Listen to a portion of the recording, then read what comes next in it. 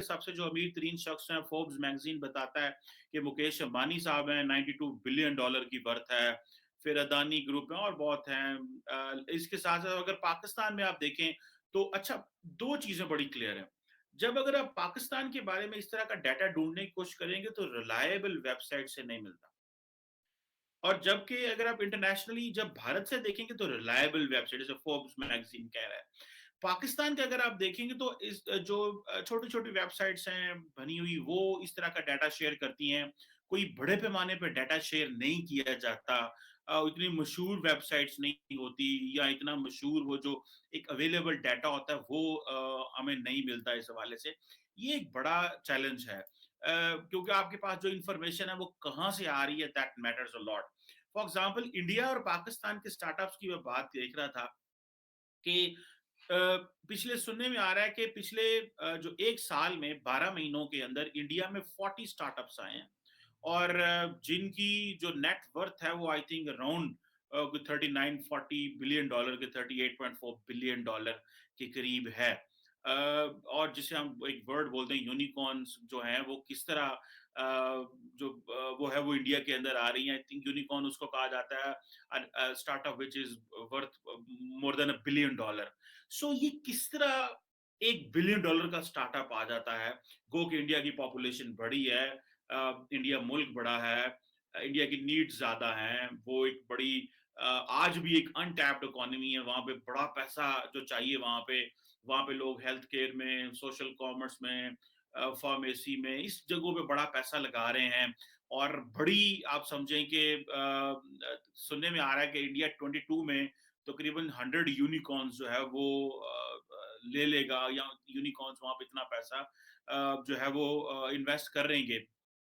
अच्छा, मजे की बात यह है कि ये एस्टिमेशन इंडिया के बारे 2023 की थी, लेकिन ये जो इकोसिस्टम है वो बड़ा वहां पे इंपॉर्टेंट है।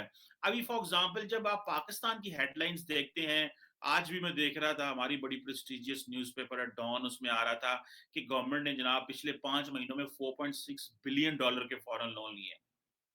4.6 बिलियन डॉलर के फॉरेन लोन लिए हैं। ये है वो इकोसिस्टम, इस तरह डेवलप होता है कि आपके बारे किस तरह की न्यूज आ रही है। न्यूज इंडिया के अंदर भी बहुत बुरी है, वहां पे हालात का सुराग लगाया गया है, जिसके मुताबिक 51.1 मिलियन डॉलर्स की 2,923 ट्रांजैक्शन हुई हैं। तहकीकाती इदारे ने FIR दर्ज इन 1,000 से ज्यादा पाकिस्तानियों के बैंक अकाउंट्स और क्रेडिट कार्ड्स मुंजमद कर दिए, फ्रीज कर दिए।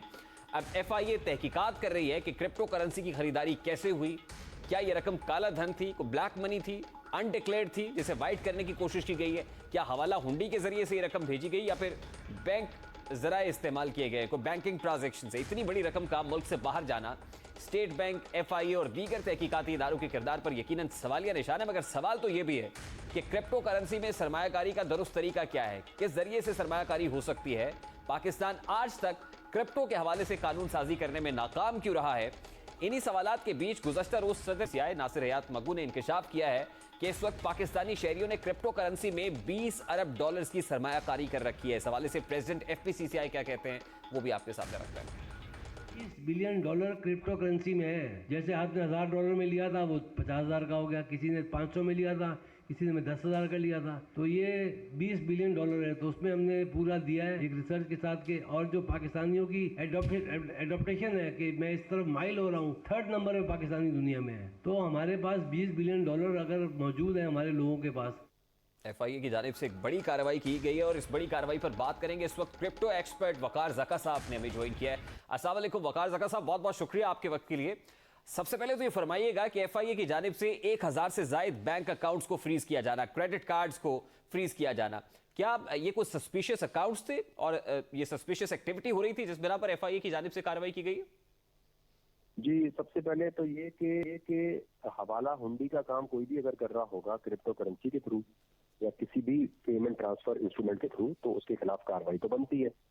कोई बंदा अगर मनी लॉन्ड्रिंग कर रहा है और मनी लॉन्ड्रिंग पैकेज में स्टेज कर रहे हैं, तो मतलब ये नहीं कि बिटकॉइन खरीदा तो मनी लॉन्ड्रिंग हो गई। इसका मतलब ये है कि पहले उसने कोई हराम का पैसा कमाया है, इसने इलीगल पैसा कमाया है, उसको अब अगर वो कोल्ड ड्रिंक भी खरीदता है तो दैट इज लॉन्ड्रिंग। तो मनी लॉन्ड्रिंग की डेफिनेशन जरा लोग क्लियर कर रहे हैं। लोगों को लगता है कि तो खरीदना मनी लॉन्ड्रिंग है। अगर हक हलाल का पैसा है, उससे बिटकॉइन खरीदा है, कोई मसला नहीं है।